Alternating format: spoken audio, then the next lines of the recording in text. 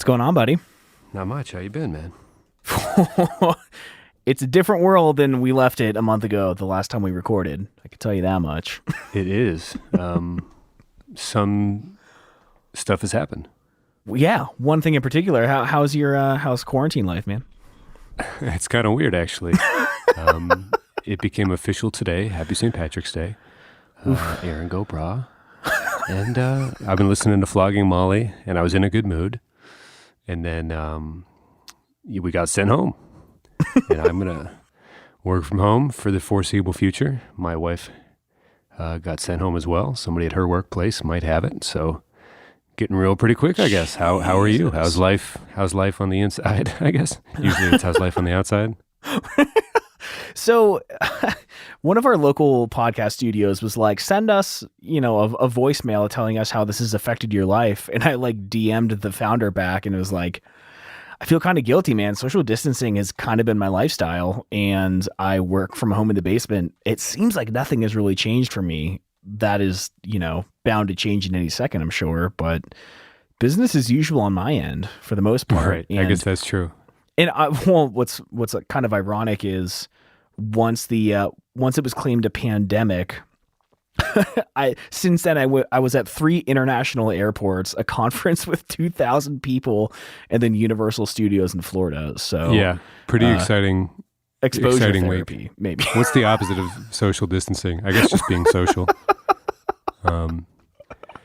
Yeah, it's people can ask me talking to people, they're like, hey, how much food do you have? And I always thought that was kind of a funny question. Like, even if I had a lot, it wouldn't be enough to learn how to track animals during that time. Even if it was enough to last a while, I couldn't become an archer in that length of time. So if there is a situation where I can't go to the store, I'm either way. So it doesn't matter how much food you know what I mean? It's no answer to that question would set me up to to survive, I guess. So it's I'm just going to keep going to the store. I don't know. It's just kind of a strange question. How much do you have? Do you have enough? Are you hunkered down? You about to whip out the knife and start cutting some coyote throats or something? I don't know if it gets no, it's as much as I'll need, which is, I'm going to die on the other end of it either way. So why stress about it, I guess. So yeah, I bet you could do it if you really put your mind to it, but it makes me think... we could trap some small birds and squirrels with our bird feeder. There's a little system we could hook up, I'm sure, but it's a lot of work for not a lot of meat. Eventually it'd grow tiresome, I'm sure. But in old school RuneScape, I am level 64 hunter, but I don't think those credits transfer to IRL. So, I'm right there with you. Yeah, sure. But you have experience. You can put it on your resume when you're handing it to other tribesmen. In RuneScape, they're get in the van. Sure. No, I got you. Take what we can get. Yeah, anyways. Exactly. No, yeah. Anyway, we're talking about Newfound Glory. That's right, Newfound Glory. But we didn't mention it at all last week in the episode because we had been backlogged for a month, so it felt like we at least had to address it. Anyway, coronavirus. You got your shout out. Coronavirus, truly a messy bitch who's here for the drama, for sure. So.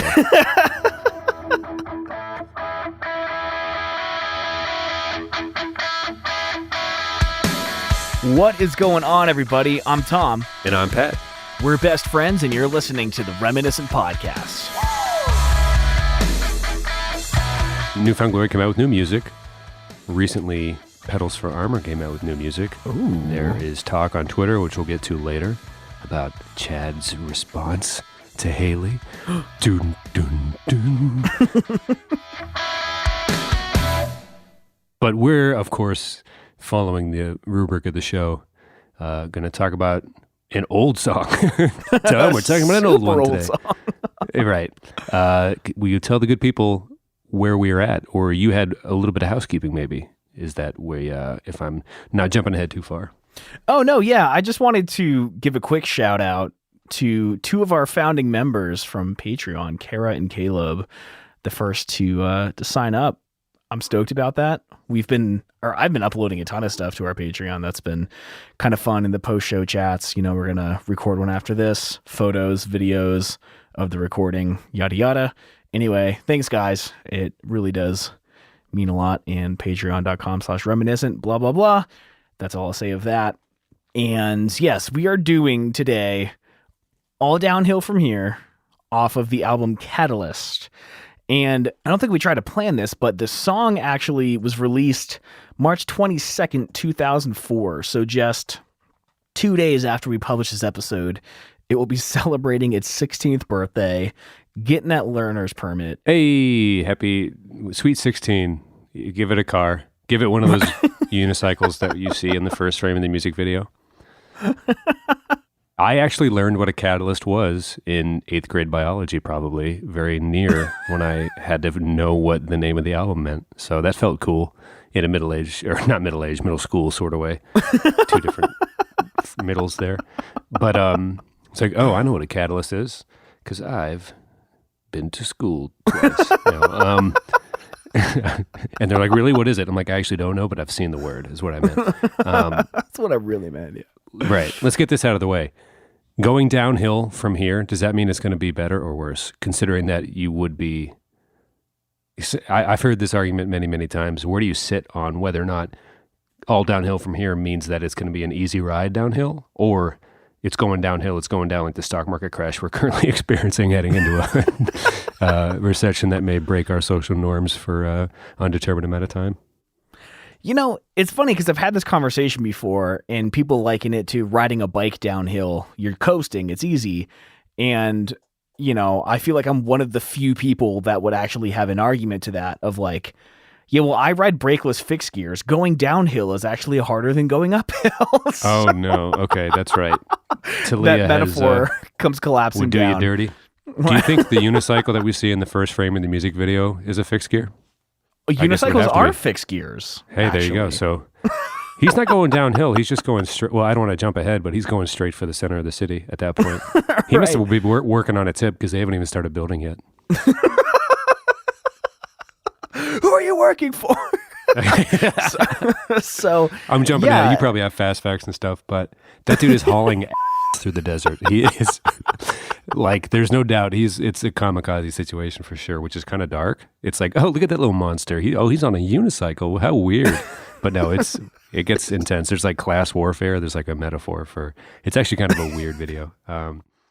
Not only because he ends up in a chicken suit, but we'll just get to all this later. I'm jumping way too. We haven't recorded in a while. The rhythm's all off. I'm sorry, Tom. So, I'm feeling super rusty right now, but the music video is definitely a weird one. I watched it like 4 times and came to the conclusion at the end of every time that this doesn't make any sense at all. And I tried to do some digging on like, what is the meaning of this? And I just could hardly find anything. I did find a few fun facts before I came to my own conclusion on what the video means, only after like, I wrote like 3 pages of notes in our Google Doc of frame by frame, what the hell is going on here. I think I cracked the code, but I do want to say that, okay, we've talked in the past about bands that we thought like 4 Year Strong or The Upsides by the Wonder Years that would have had to have sold 1 million copies and were stunned to find out that it was like 50,000, something like that.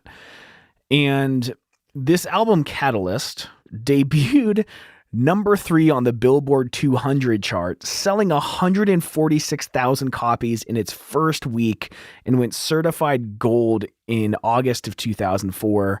By 2005, selling over 600,000 copies, which, like, I don't know if the fact that New Found Glory tours playing like $6 shows all across the country that made me think they're not as big as they actually are. I don't know are those numbers surprising to you? It's important, I think, now that you mention it. And, you know, because we had been talking retroactively or nostalgically or whatever about reminiscently, that's not a word. But we've been looking back about all those $6 shows or whatever, thinking like, man, maybe they've just been an underground pop punk band this whole time that have been like, you know, pounding the pavement, working out of small, like all ages shows or whatever. But no, they were on top of the world, I think. Like, it's worth noting that no, Catalyst was gargantuan. This music video was on MTV frequently. I remember being at a sleepover, actually at your old stepbrother's house, and it was just on TV in the morning. Like, I didn't know what it was at the time. I hadn't gotten into New Found Glory yet, but I'm like, this is weird. I actually didn't even know what it was at the time. And then you later, during our friendship, like a year later, but when I got your iTunes library or something, somewhere along that timeline, I got My Friends Over You in my head. And I was like, oh, this is awesome. And then I went back and revisited and saw the video and was like, oh man, I could have been a fan this whole time. That kind of sucks. But it's a trippy video. And I was stuck when we were going through this, like, obviously it succeeded and did well.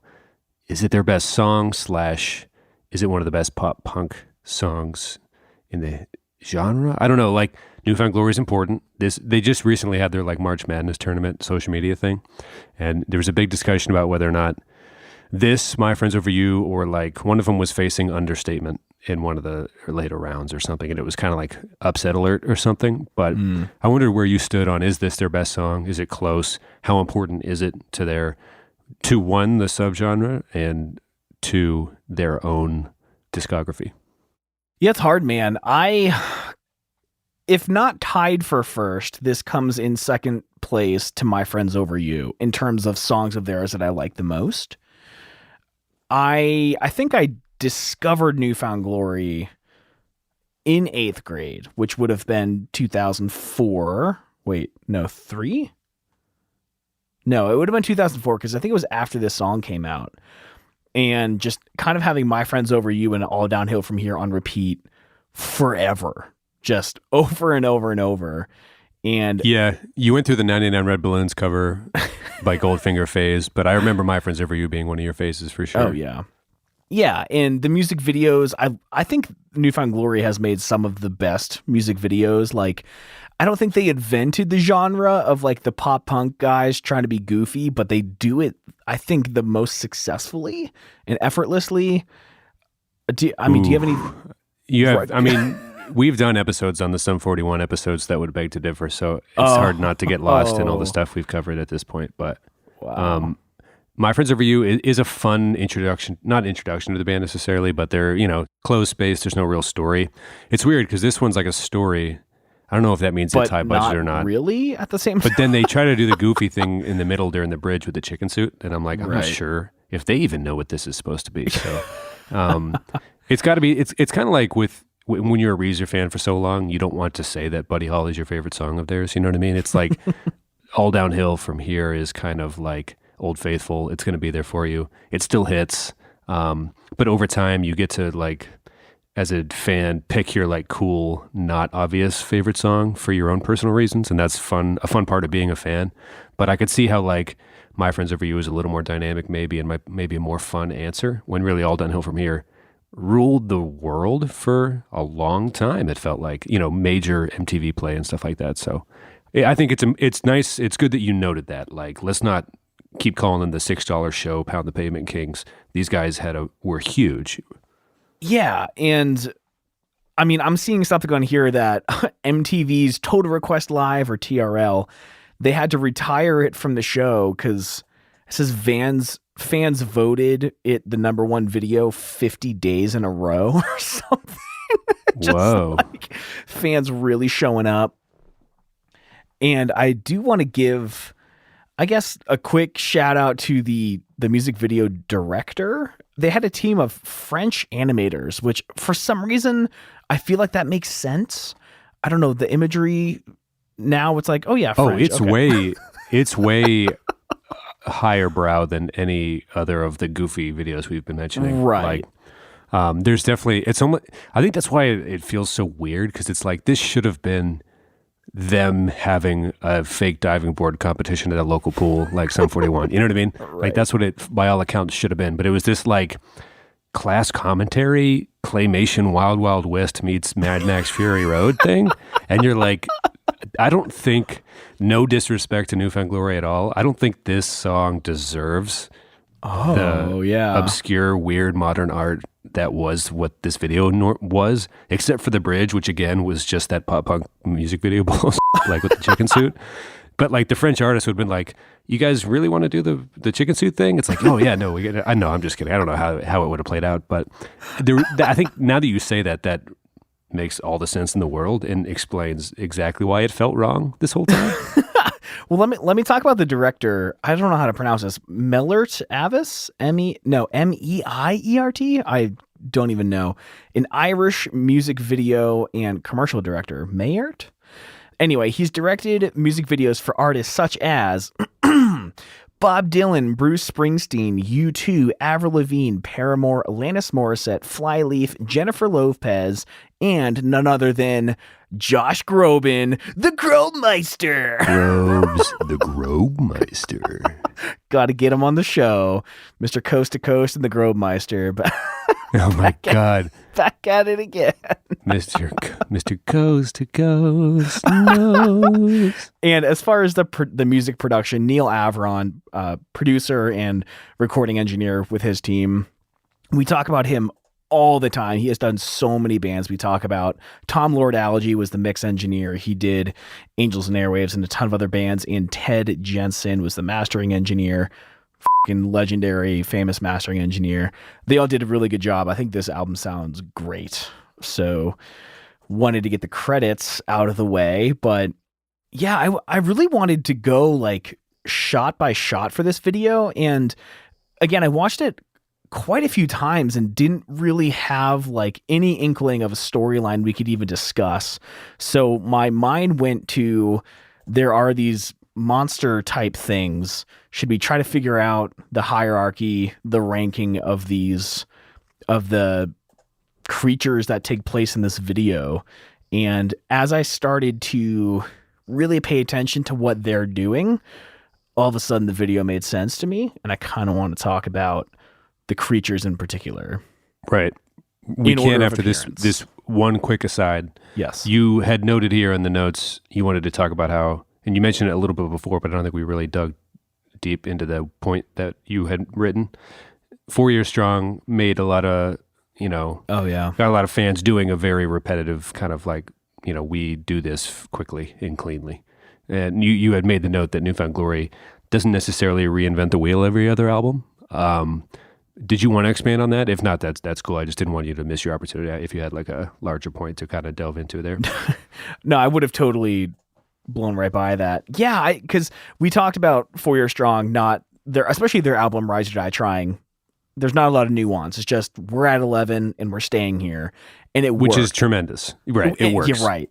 And I think it worked think better than, say, when we mentioned this in that episode, Andrew WK, for like a third of the album is really good, but you're like, I kind of get it. But, there's a difference between pulling it off and doing not quite pulling it off. But, yeah. Right. And Rise or Die Trying just did it effortlessly. Like, they are the exception to the rule, I believe. In that album, specifically.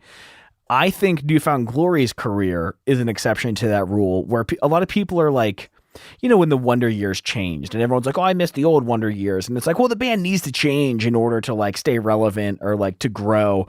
And again, I think Newfound Glory might be the exception. I think that there were some albums that people argue are not as great as others. Fair enough. But like you said, they're not reinventing the wheel. They are like doing kind of the same music they've been doing for 20 years. And somehow they get a pass because it's still like fairly good. I mean, so I want to talk about this later in the show, but okay. Their new single that came off on, that they released off their upcoming album, Nothing to Say. It's weird coming off all the Haley stuff, which I mentioned earlier, but it's catchy. Like it's one of those, it feels like an Onion headline or something, or AV Club headline. Like, we regret to inform you that the new Newfound Glory song is actually super catchy or something. Like, so we'll get into the why that would be, hard to realize maybe later in the show, but yeah, it's the same, but it's like, yeah, it works. It works. And then the way they even go into the breakdown at the end, it's just like, it's so nasty, they still have it. They still have it. Unfortunately, I don't know, like we all in Team Haley since doing Paramore Haley episodes, and we follow some Haley stans on Twitter who are like pretty anti-Chad after that song came out. And like, I'm not even trying to take a side, but it's like, I remember texting you like, oh, damn it, it works. It's actually super good. It's so good. So anyway, but yeah, music video, The Monsters. There's like a Mucinex cousin hybrid thing on a unicycle, just fucking cruising, like kicking up dust. You know what I mean? Goes past the no trespassing sign into a work zone. but he's still pretty far off from what will be the city center or center of this theme park they're building in the middle of nowhere, right? But it's like a city too, it seems like. But there's the band's in the desert, kind of. I guess they're going to be the entertainment at this park, I guess. But there's a foreman, a tall monster, lanky monster, long legs, kind of swoopy way he walks with a top hat. He seems to be calling the shots. We learn later he's an alcoholic, which is, again, it gets into class warfare about 2/3 of the way through, and it's odd. It's like, when you said it's like, oh, a French filmmaker had probably a really great short, would have probably won an international short film animated Oscar, but instead some agent landed the Newfound Glory contract or something. Like, why? He's probably like, why the did this end up here? Like, I don't know. Maybe he got paid better because of it or something, but pretty interesting use of that dynamic art, I guess. I don't know. Okay, when I first saw the Mucinex guy, I love your association with that. It's not quite Mucinex Man, but like they might be related. Right, distant. I had this perception like he was like a messenger. At the beginning, you think that a little. Yeah, he's like, is this the Pony Express or something in this monster world? I don't know. Because he is, again, I can't emphasize this enough. He's fucking hauling. Like he is cruising through the desert. And then we see the band, and there's like kind of this weird like comic book scratch paper effect. It's hard to explain. Yeah. Do you think that's a character, like this staticky? It's almost like this thing of electricity is jumping from person to person, giving this crumpled electric paper effect. That's kind of neat. I feel like they've done quite a bit of that stuff in their videos. Do you think that is part of the story, or just like their special effects guy got bored on one of the long editing days? To me, it's something to watch while they introduce the band, because there's kind of like you got to go through the shots, so it's something to mix it up.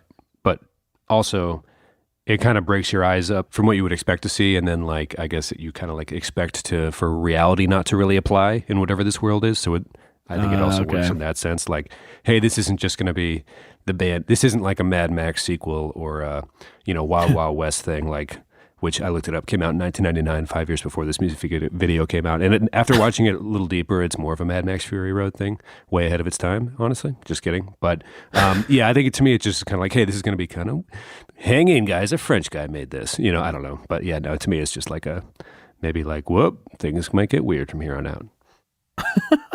So then we have the top hat guy, and there is a solid 20 seconds where the top hat guy, this super tall, really slow moving, huge, monstrous creature, seems like he's leading the charge of these minions, which you can't see yet because it's just clouds of dust.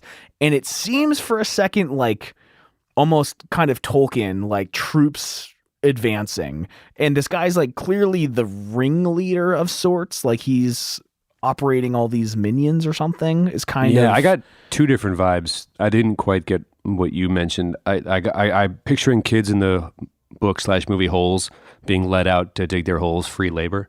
And I also got vibes from like how the pyramids would have been built, or like what's that animated take on that whole story, the Prince of Egypt or whatever. Like it felt weirdly like Egyptian slave, I guess, in a weird way, like, because then he's drinking alcohol in the middle of, like, he's like the foreman, boozy foreman, but they're like fighting with each other and hitting each other with bats and like torturing the band, and like all the workers are like hating each other and like beating each other up, and he just is drunk and stumbling and like commanding them to build this city higher and higher, and it's like very, I don't know, it messed me. I actually don't even want to talk about it or something. It's like, it's so odd. I don't know. I can't get over the fact that this should not have been a Newfound Glory music video. Right. So we have all these like workers, and they're like these three-legged, two-arm like bulbous things, and we first see them spiders. Nice. Yeah. They're carrying in like all the lumber for this construction project. And they're also the ones hammering the nails together. One of them has like a magic go-go gadget saw blade arm and starts cutting the lumber into pieces. And it's like, are these creatures made by the top hat guy? Did he like design them? So, like, I got to know the backstory.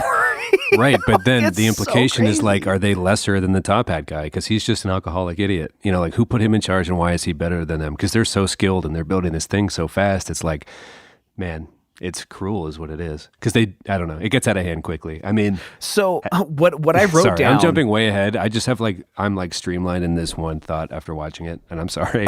But I'm just going to defer to you because that's pretty much my main take. Okay, so here is what I wrote down while watching the video. I spent like a half an hour watching it through one time. I wrote, who made these monsters? 5-legged freaks erecting platforms all around us, very organized. And then I wrote down a backstory for the Top Hat guy. It said, Top Hat guy is clearly overseeing the project, but he seems superfluous. Maybe he knows it, and that's why he's wearing a top hat. It's an attempt to stay relevant, doing anything he can to avoid being vanquished to the board of directors off-site in a stuffy catered event space somewhere. He wants to be in on the action in the And at one point he does pull up the billboard and the sign falls down that kind of like is the entrance to this town or something. And I just kind of liked the thought of like, no one needs the top hat guy there. These people are organized. Not only that, boards start flying up on their own. So there's like an element of magic at play here.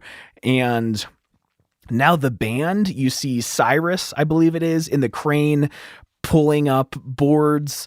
And who convinced the band to start working now? It's the band seems to be on the same socio-economic level as the dust mite spiders. Right. And now I want to talk about your perception of, I think it's Steve, who's like the one that was the pervert, I guess, that got kicked out of the band. He's doing Is that this the bassist? No, that's Ian. He was the rhythm guitarist, where Chad is the lead. Okay, who's Chad in this? Is he the one with the hat, the New York Yankees hat, or the one with the wife beater on? I don't. It's hard to tell because they all look wearing. like super Midwestern. I guess they're from Florida, but Florida, yeah. They look like just thick Midwestern Wisconsin white dudes, so it's hard to tell them apart from like far away range, especially pre-fame. Right. So I couldn't tell who was who, except for the weird bassist who keeps making faces at Jordan in every video. Right. And Cyrus is the one that looks like now he looks exactly like Fred Armisen. It's super weird. And a lot of people were saying that Jordan, the singer, looks exactly like looks exactly like you got to try to say this tactfully. Where sorry, not Quentin Tarantino. You said he looked like Quentin Tarantino. Yeah, people are saying he looked like Quentin Tarantino. I guess I don't know. Yeah, they both what have he looks similar like. Would it be asymmetrical? Means that their faces are f***ed up. Gotcha. So anyway, no, that's too mean. They're handsome. Devils. I would say Jordan is probably. No, they look alike. But Quentin Tarantino, people don't seem to like him very much. For good reasons. I don't know. I haven't looked that much into it. But anyway, I would say they do look alike, yes. Okay. But now we're in this like burlesque stage, and I think it's Steve is like shirtless, and there's a bunch of aliens watching him. Yeah, there's some like legit little green men aliens, how we would picture like a cartoon Roswell alien. Watching one of the band members nude. So where it's like, okay, this is Wild West enough to have a brothel. And one of the band members, so that's how you can kind of tell the band's on the same level, rung, as the dust mite spiders, and aliens too, I guess, because they're hanging out at the same brothels, they're drinking at the same bars, they're dunking each other in the freaking duck tanks. Like when they get off work, they're just drinking, trying to forget about the work they have to do the next day and stuff, like the working class thing. So they're definitely trapped working there. It's kind of like what Michael Jordan would have been doing at Moron Mountain and Space Jam, for example. Like they're working amongst the monsters. So, do you think the aliens are above? Maybe, because if the band / dust mites are the entertainment, maybe they're the middle class. I don't know. But then what would that make the Top Hat man? Would he be a working stiff too because he's out in that hot sun also? Maybe it's the aliens that are running the show? I think Top Hat guy is like C-level executive, but he's like on the outs. Like his son is about to take over and he knows it. But why is he out there in the field with them? You know what I mean? Because he's trying to prove his worth to the company, but that wants to he's developed a drinking problem. He's a bit of a drinker. Drinker. So starts to like get pretty chaotic after the strip show, and one of the 5-legged boys shoots through a slide. he's hit like a baseball by another five-legged boys. boy into like a dunk zone style chair where one of the band members, or Ian, their bassist, is then electrocuted. Yeah, no, they're on the same level. They're torturing each other. Meanwhile, I used to be mad at the foreman because he was drunk on the job and he seemed to be controlling them, but really he's just out there too. So now I feel bad for him. It's like they're building this monument to who? To nobody, for no good reason. There's no reason they should be hitting each other with bats and electrocuting each other like this. If they rose up, they could take down the aliens, I think, or whoever's in charge. Maybe it's not the aliens. I don't know. But I'm just saying there's a lot of them and probably not as many of whoever else is running this show.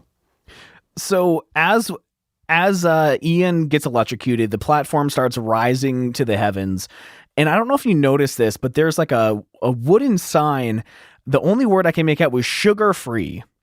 And then these monsters, like with all the magic they're wielding, where they can magically put boards into place, they're still worried about their waistline, their sugar intake. I don't know. It was so out of place. It's like the only word you see in the whole video, sugar free. It felt there's a really part of interesting. a sign for like a Chicago theater, I think, in there too. So there's like remnants of like maybe urban culture, city culture, I guess, out here in the desert that they're rebuilding from bits and pieces of stuff you might recognize, ads that don't mean anything to anyone anymore. Maybe that is suggesting that the aliens have arrived and this is a post-apocalyptic scenario. Empire from the Ashes? Empire from the Ashes type thing. The aliens and humans are living amongst each other, but the humans are just like playing guitar, trying to make it through because they're obviously not on top anymore. So I don't know, but there are remnants from a past life, it seems, for sure. So I caught that as well. Interesting. So they're on the platform. They make it to heaven, and there's a lady eating a huge lollipop. Yeah, they're on apparently there was a platform that could lift to heaven this whole time, and they don't make a lot of use of it, that because you could raise a bunch of good, maybe that's how they build it so fast. It seems like they could have used something with that type of lifting ability a lot more in the construction aspect of all this, but they're like, hey guys, do you need this? We're just going to take it to heaven real quick. They're like, no, you're good, we'll just keep building this with our hands. You're like, you don't need this industrial elevator that goes to heaven. No, go on ahead. What are you doing up there, by the way? You don't need, it's nothing crazy. It's definitely not chicken suit related. So it's super important, actually. Maybe like the workers only get one chance in a lifetime to go up to heaven on that thing. So it's just like, no, you guys go enjoy. You only get this once. I don't know.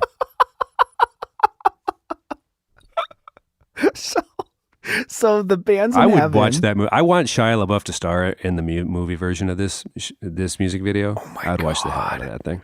Holes 3 has gone down already. Is there a Holes 2? No, but there would have to be something in the middle to explain what happened from the first one to what's happening in this video, which, as we've mentioned, is utter insanity. And it only gets weirder.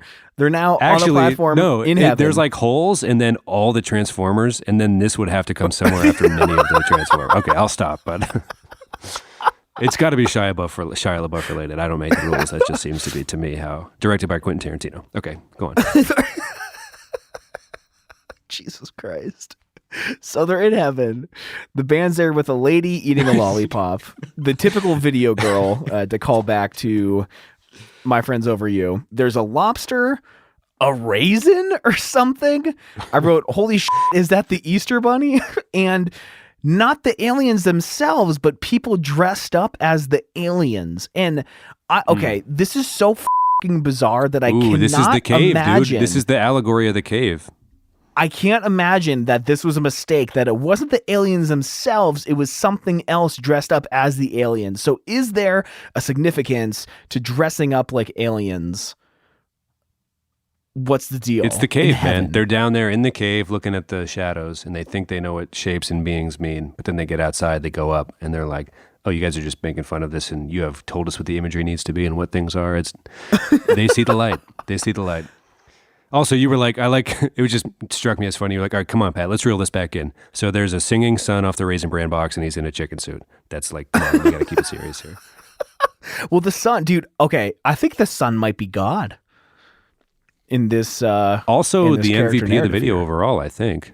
Oh, yeah. So, okay, Jordan Pundik tattoos in, I forget where, but he's a tattooer. I would honestly get the screaming sun tattooed on my leg from Jordan Pundik. That's my favorite part of the whole video. The sun just starts screaming. Oh.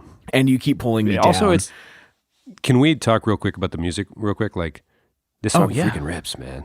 Oh my God. Oh my God. Yeah, sorry. Like, I was listening to it today, trying to watch the video, get ready for the show, and I landed on basically like, oh man, I forgot this song's really good. So it's just like the fact that the sun just screams it. It's how everyone feels when they hear it, you know, just like, yeah. Yeah, no, it's a perfect song. And actually, it's really funny. So 2004, 2005, I was dating that girl, Stephanie, that I've mentioned so many times. Her parents only liked Josh Groban, Clay Aiken, or church music. That's like the only, or Train. They love Train. And I would play like Newfound Glory, and they're like, oh, this is such dumb music. It's so talentless. And I remember the best argument I could come up with was, I think the fact that they use the word contradict in the song, it makes it seem like they're talented or something. Like the use of the word contradict meant they were smart or something. Like they used the word catalyst and contradict in the same sentence. Yeah. Like, do you guys even know what a catalyst is? Because I recently learned that term. I also thought it was kind of cool that they just worked in the name of the album, like casually without it being a chorus or like anything important. That felt kind of badass to me at the time. It might be a name of a song on the record further. Is it actually? I have no idea. Well, apparently the band originally had this song named Catalyst, and then the label or something convinced them to name the song All Downhill From Here because it's a more significant line and people would remember it better. Because, you know, there's always like those songs you're like, oh yeah, I love that song. And you think the song is the most repeated phrase, but the song name is actually something totally different and weird. I guess they didn't want one of those situations. Can't think of it now. Yeah, I thought it was badass though, because it was just like they named the whole album and they only mentioned it a couple times in the best song on the album, like, or one of the better songs. And I was like, oh, that's kind of cool. It's just like you have to listen to really hear it again or something. I don't know. When you're 13, you don't have a lot to go on. You can't drive yet, so it's just like I needed that. So 14, I guess. But it's like, hey, that's the name of the album. Guys, I found it. You know, no, I'm just kidding. I didn't, but not really. That's actually how I felt. So. Well, from here we have Steve, I believe, is riding the roller coaster with the aliens. The strip show is apparently done. The Leggy Boys are fighting. Top Hat Boss is drunk and stumbling all over the place. And yeah, he's a mess, dude. He's just like, you know what? I'm no better than you guys, honestly. If you guys haven't figured that out by now, like, none of us are the cloud people. We're just down here below the clouds. So I do want to mention, when the elevator comes down from heaven, there's a scene where Jordan is running away from the woman that was in heaven. And I think that might be like the only actual symbolism that's, I guess, at least easy to parse in the video, right? They come down from the clouds. He's running away. He's realizing maybe it's, you know, the reality isn't as good as the thought of the relationship.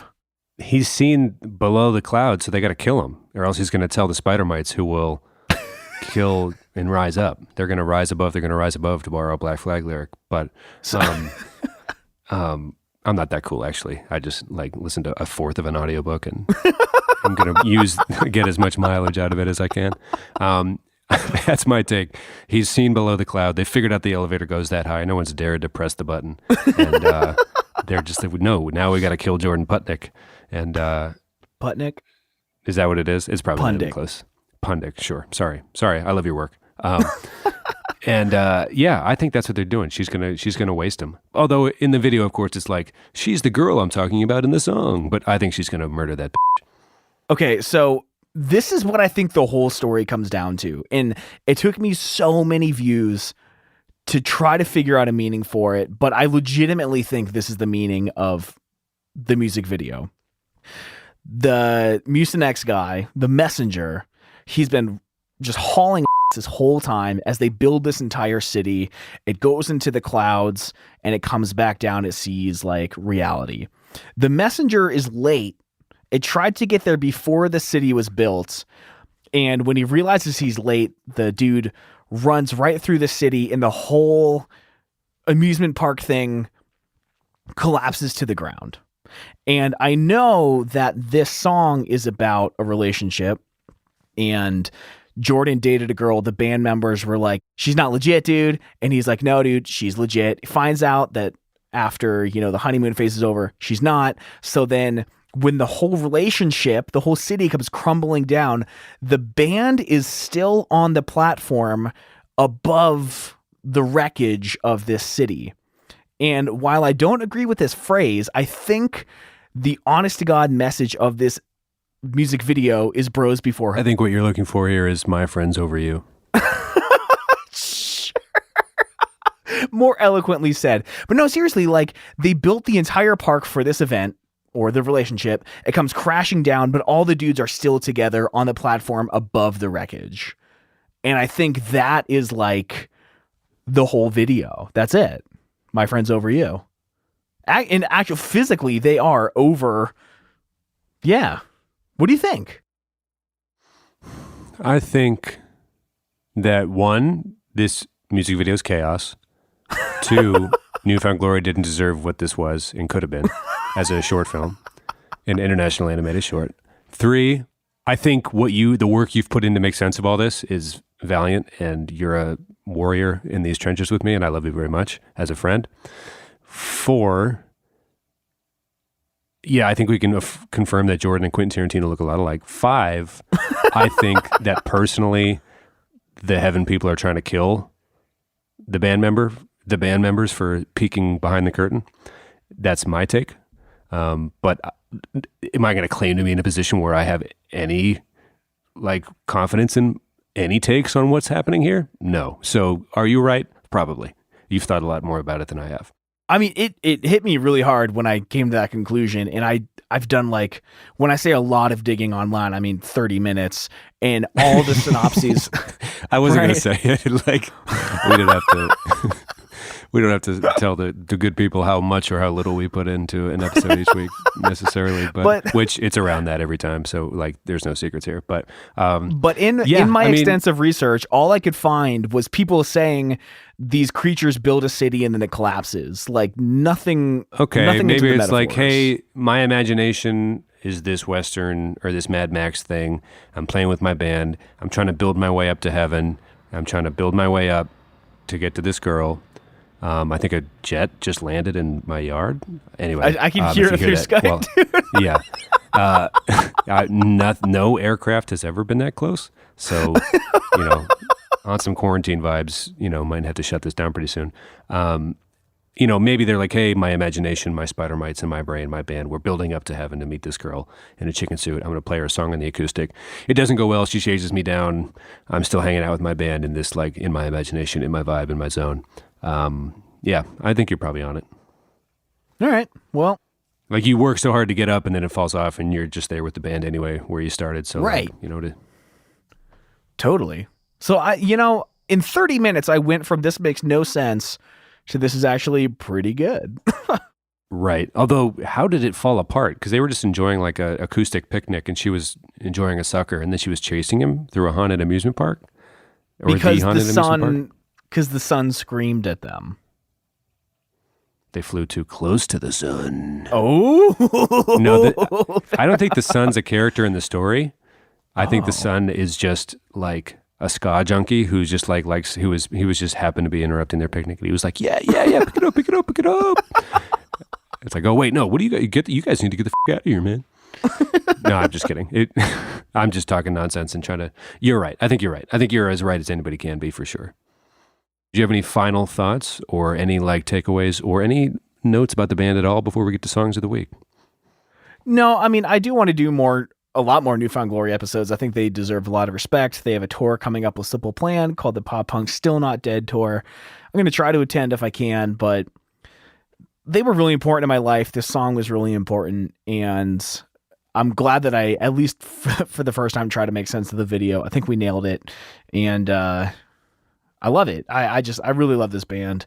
They do really, at the same time, the same stuff, but also very unique stuff. And I'm just I'm so glad I live in a timeline where they are around.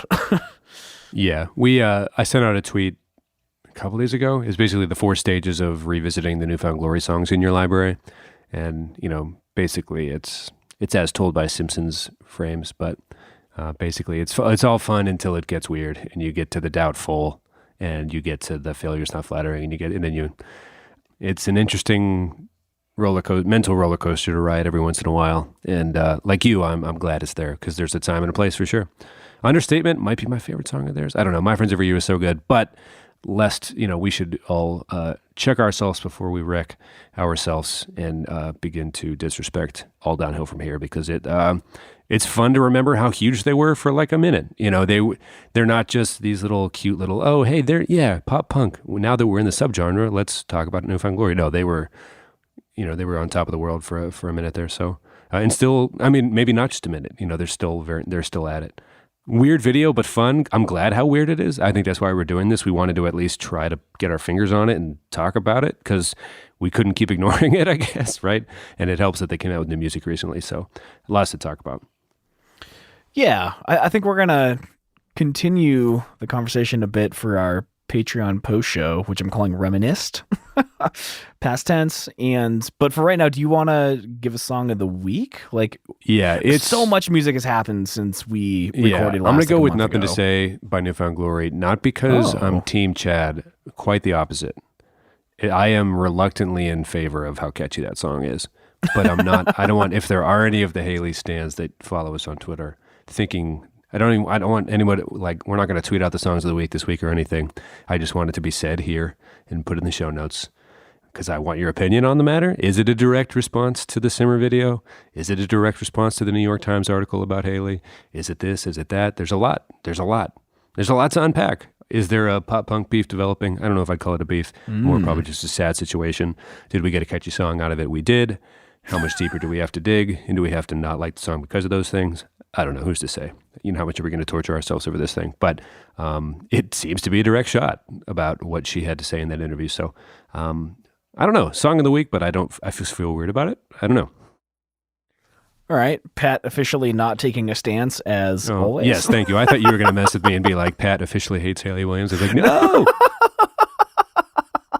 I just found my picture of her from the 2007 Warped Tour because I have, every picture and video and audio recording that my Motorola Razr has ever taken is backed up on an old hard drive somewhere, and I found it like this morning. So good for you. Anyways, Hot Mulligan released their album You'll Be Fine last week, and the song OG Blue Sky, the album opener, is very good. I'm really enjoying that record. You got the vinyl?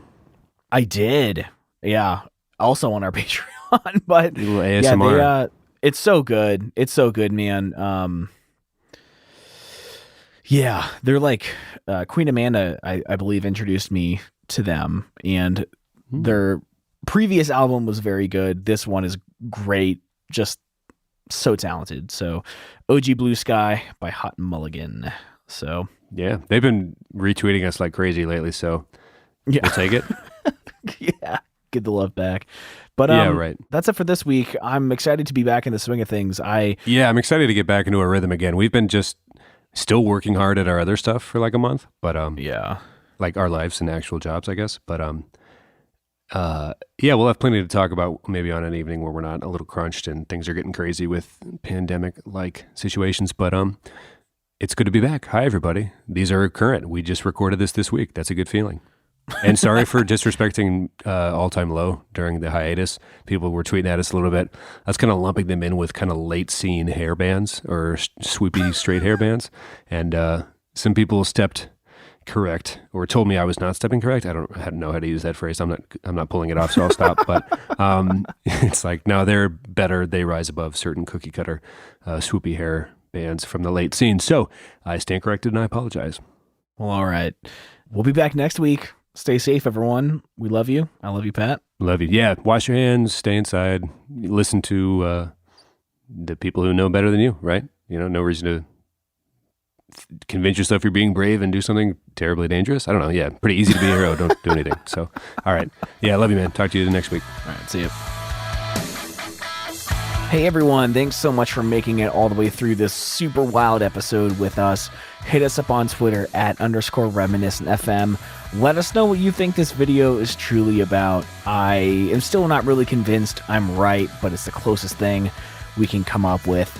Check out the playlists on our website, reminiscent.com/playlists, to find all of the drafts that we talk about on Apple Music and Spotify, and all of our songs of the week are up on there. And check us out on Patreon if you want to take this relationship to the next level. We'll talk to y'all later. Love you. Bye.